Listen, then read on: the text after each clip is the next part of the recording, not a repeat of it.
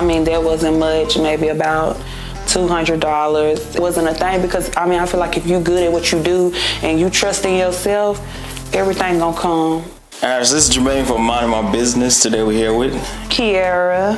So what kind of business do you have? I'm a hairstylist and I have a hair salon, Dickerson Pike in Nashville, Tennessee. How long you had your hair salon? Or? This is my second hair salon. I've had this salon for 2 years, and I had one on Jefferson Street for about 2.5 years also. What happened to the one on Jefferson? We ended up expanding, so we moved over here to this one. On Jefferson Street, we have about 5 girls. Now it's about 13 or 14 of us. What were you doing before you actually had your business? I've been doing hair since, I'm 26, and I've been doing hair since I was about 16 or 17, so I kind of was like, I've been doing hair for a minute, and before this I was just working, like, fast food and stuff.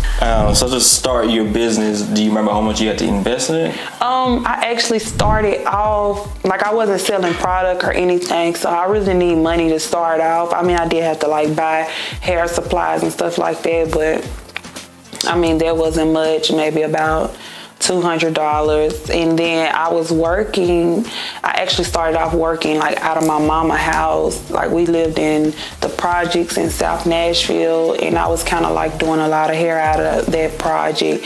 And then she had ended up moving, and when she moved, she still had the project, so I had like end up staying there, and I wasn't living there, but I was still doing hair there. So I was doing that for a minute, and then when she finally let that go, I had moved into my first shop, and I think I was paying maybe $125 a week there, and that's pretty much it. And then I kind of like had moved to another shop, and I think I went like to like 4 different shops before I finally got my own. So what made you decide you want to get your own shop? I just wanted my own space, and I wanted to create my own team. Once I got my own shop, it was easier for me to like determine who I was going to work around. I mean, I could have determined who I was going to work around when I was working in other people's shops too. So if somebody is trying to start what you're doing, do you have any ways they can get funding if they need funding to start it? Yes. If my advice would be, credit is everything. Like personal credit, and then you got business credit. And soon I'm going to drop a business credit ebook, because I've been like, this whole year I've been focusing on like personal credit and business credit, but that's a good way to get funding. Like, and I feel like if you can't get access to that, just save your money. Like, when people start getting like, making a lot of money and they're not used to it, because I did it too. Like, I was splurging. I was buying designer. I was buying this, buying that. And, it's because you're not used to it. So, like, it's okay. But if I could go back, I probably would be so much further, because I would have, saved so much money, because I was like literally running through a lot of money as a young girl, making that kind of money that I was making. So I would say save your money. If you can get access to funding, like with business credit cards, or it's a lot of funding out there for businesses, but it just has to be structured. And of course, your personal credit needs to be, where it needs to be. When you first started your business, did you have your business license? Or? When I first started, no. I was kind of pretty much like just a kitchen stylist, as they would call it. I ain't have no business license. I ain't have no hair license. I was just working, and I was just trying to get paid. I wasn't doing nothing legally. So what changed where you got a business license? It's like as the years went on, and I'm self-taught, so it's like as the years went on, I kind of like just started getting knowledge about a lot of stuff. And it's like you skip from where I was at then and then where I'm at now. It's like my business is like literally structured and all my stuff is together. But back then, my focus was basically like, I'm getting up to get $1 for another day. Now it's just different. It's like I take my business like very seriously, and I make sure my stuff stay in order, because if it's not, it can really cost you. So running a salon, besides the business license, what other license do you need to get in this type of business? You need the actual shop license. You need your the business inspection sheet hanging up, and it's a list of other things too. And of course, the main person who owns the shop or the manager of the shop need to have a license. And then you got to make sure everybody in there has some kind of license. You know, like you just have to make sure that everybody's straight, because like State Board, they pop in and out whenever they get ready to. And if they pop in and something not right, they not gonna show you no mercy, because like I've got fined before like 2 times, and not on my account, but it's like I remember one time a girl that was working in my shop, she kind of like had a argument with another girl. She called State Board. State Board came in. They didn't come in just looking for that one girl. They came in on the shop as a whole. I don't think I had the license hanging up, but I actually had it, but it wasn't hanging up. They fined me, and it was like $1,000. And at the end of the day, it's my business, so I got to take care of it. It's not her responsibility. So little small stuff like that, I always tell people, like, owning a shop is okay, and you can make money off of it, but it's a lot of stuff on the back end that people don't talk about. How hard was it to get your business license? It's not hard at all. You just go down to the thing. Now, what is kind of hard, and it's really not even hard, is passing the shop inspection, because it's like so many things on that list. But if you call down there, they'll give you a list. Oh, this this needs to be in order. So that's what I did. I just got the list and checked off everything on the list. It's small stuff, but it's a lot of stuff. But it's not hard. It's not hard at all. Would you say having support running the business is very important? Yes. My mama and my family, my daddy, they all supported me along the way. So it's very important. But I mean, sometimes people don't have support. So if you don't, starting off from other people on the outside, you got to think about, like, you starting off doing hair. People is like, if they don't see you doing good work, sometimes people won't support you. Like, I had that problem at the beginning, but it's like as time went on, support wasn't a thing, because I feel like if you good at what you do and you trust in yourself, everything gonna come. Do you have any suggestion on someone that's just starting out, how would they get like their first client? Yes. So I do remember, though, I used to do a lot of free stuff. How are you going to get your work out there? How people going to know that you can do something? Because some people are not going to pay for something that they don't see. You might have people that'll support you and be like, okay, I'm going to pay you even though I don't know what you can do, but I want to show what I can do. So I'm going to say, oh, let me get some models for a quick weave, or let me get some models for this or that, so I can show people that's just, taking pictures. Your one free service or discounted service going to bring you 1,000 in the long run. You know what I'm saying? So it's just all about like how you want to move. In the beginning, it's hard to be like money hungry, or it's hard to be like thinking all about money. You just got to be like, I need to get my brand out there, because the money gonna come eventually. And it's just gonna be like, I remember a minute ago, it was a long time ago, somebody had told me, like, don't chase the money, chase the vision. The money gonna end up chasing you. And I think that's like, I'm finally seeing that, because it's like at first I was like so after the money, but then it's like, dang, I start chasing like my name, like my brand, and it's just like now like the money comes so easily. I don't have to chase it. I don't have to go looking for it, because it's just like right there. What's some obstacle you had to overcome? I had to learn how to separate my business and my personal life. Because it's like sometimes I would have so many problems in my personal life, and I would bring it into the shop with me, and it'll affect it, because I'm doing these people hair and stuff, and I'm mad and I'm angry, and it's rubbing off, So it's like I had to learn how to, like, if something going on in my personal life, or if I'm wake up not having a good day, all that stay outside the shop when I walk through the door. How long it take you to get to this point where you kind of almost like, would you say you're comfortable or uncomfortable? Never comfortable. But you're confident? I'm confident, though. So how long did it take you? I would say about 1.5 years ago, maybe. It's like I had this habit of, like, people would be like, you cold, or you good, or people tell me stuff, but I wasn't believing in myself. Like, I was still like trying to, okay, how can I get to the next level? How can I get better? How can I get better? And that's okay. But sometimes we don't appreciate where we at now. You think you was looking around seeing what somebody else is doing and try to compete with what they doing? Because sometimes you get caught up with like Instagram.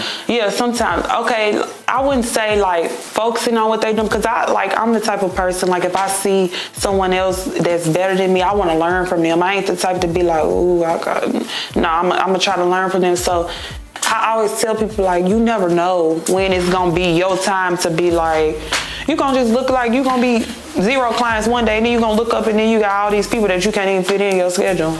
If you structure your Instagram right and you build your Instagram up right and you take some good professional pictures and stuff, people gonna come, and they ain't gonna want to know the backstory. Cause it's like different for different fields. Like if I see somebody and they do good work, I'm not even gonna lie. How do you promote your business? Instagram mostly. Probably more word of mouth. Instagram a lot. If you a hairstylist, you on Instagram hashtags. And they do got the thing where you can run ads, so that's cool too. What would you suggest to people starting out if they trying to get the name out there? I would probably suggest footwork. Footwork is like, get you some business cards. And then if you're around a lot of people and stuff, say, hey, introduce yourself. Like, I do hair, make it known, because people don't know. Like, if I'm just seeing you out, I don't know you do hair. I don't know you do hair. So tell me, like, just tell people, or, you just gotta be standing on your brand, basically. Like, hey, I'm so-and-so, I do hair, here's a card. Or if you don't wanna talk, here's my card, I do hair, that's simple. What's some of the programs or software you use to run your business as far as like booking, website?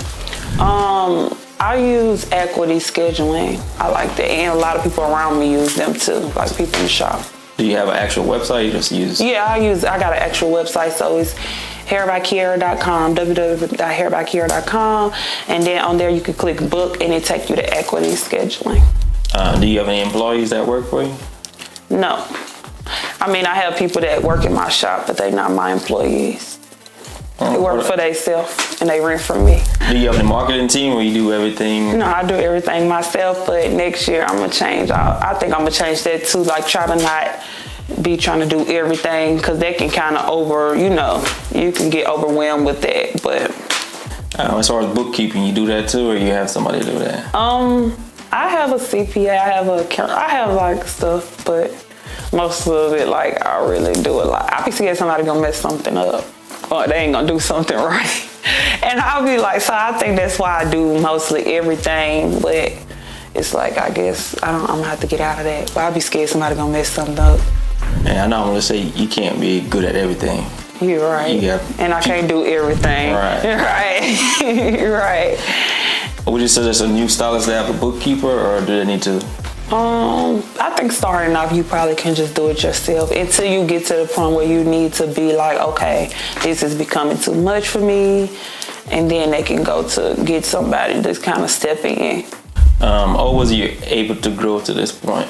I was able to grow to this point because I promoted myself so much. And I really, really, really believed in myself. Like, I never really had doubts that, like, I knew I was, because I worked hard enough for it. And it's like, I was just always working. And it's just like, I was good. So I was like, I'm going to get to where I want to be. But sometimes you do have them days like, dang, I don't work for so many hours. Like, when is it going to get, but I knew it was going to get to this point. Most of the time you go on like social media or Instagram, people make it sound like business. You just get an LLC, set a business up, and then you can go on the island and sip pina colada.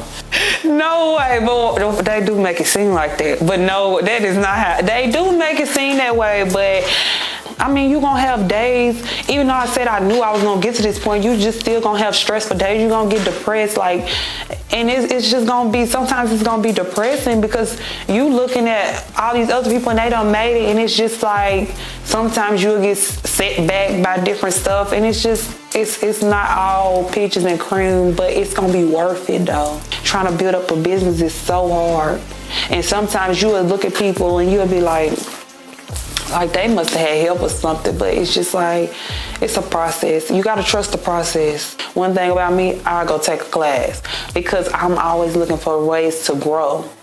So, and I think that's the biggest thing. Like, always be willing to learn more. Some people you can't tell them nothing, but you just always, and be humble. Like, a lot of people are not humble, and I think that's where they get stagnant at, But what kind of service do you offer?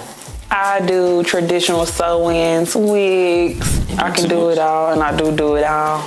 Yeah, I offer classes. Right now I'm just doing one-on-one, but I did a lot of classes, like group classes, and they don't be small classes. And I really enjoy classes because, like, most people that be coming, they, like, just now starting out. So it's just, like, for you to, I just like being surrounded by hungry people. Like, it just be like the people in my shop now, they, like, young. They're younger than me, but they so hungry. And it's like, I like to see it because sometimes I get up and I don't want to come in here, but then I come in and I see all them in here working. I'm like, okay. So if you had a new person trying to start getting your industry, what's kind of the process you would suggest they do? I would suggest first that they find out what their business name is going to be.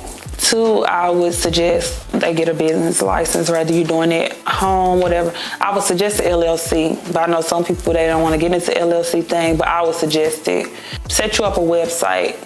I just feel like people would rather go to a website, book on, not even a website, you can just get a scheduling app. People would rather go to a scheduling app, click boom, boom, boom, and make sure you have pictures of your word and, like, all them kind of things in the beginning. I'm trying to think of what else. Yeah, I do too. Business cards. When they make their logo, they need a logo for sure. Logo and your business name, that's gonna be what people know you by. They see a logo, make sure it's catchy, make sure it's simple, not too cluttered, not too much, simple, professional, and boom, straight to the point. Where can people find you? They can find me at Hair by Kiera on Instagram, or you can go to www.hairbykiera.com. Advice you want to give to new aspiring business owners? Stay in your own lane. You could be in this lane going straight. You're trying to cut over in the next person. You're looking over here. But if you're just going straight ahead and you just got your eyes straight ahead, it's going to be so much easier. Just focus on you. I don't care if this girl over here got 300,000 followers and you just got 10. Just focus on you. Just focus on your business. Focus on you. Be serious about your business. Because like I said, if you're not serious about your business, why would somebody else be serious about your business? All right. Well, I thank you for sitting down with me. I know you're busy. Until next time, maybe next year time. Or 2 years. Yeah. Check up with you. In about 2 years, we could check up. See where you at that point. So, yeah. This is Jermaine from Minding My Business, and we out.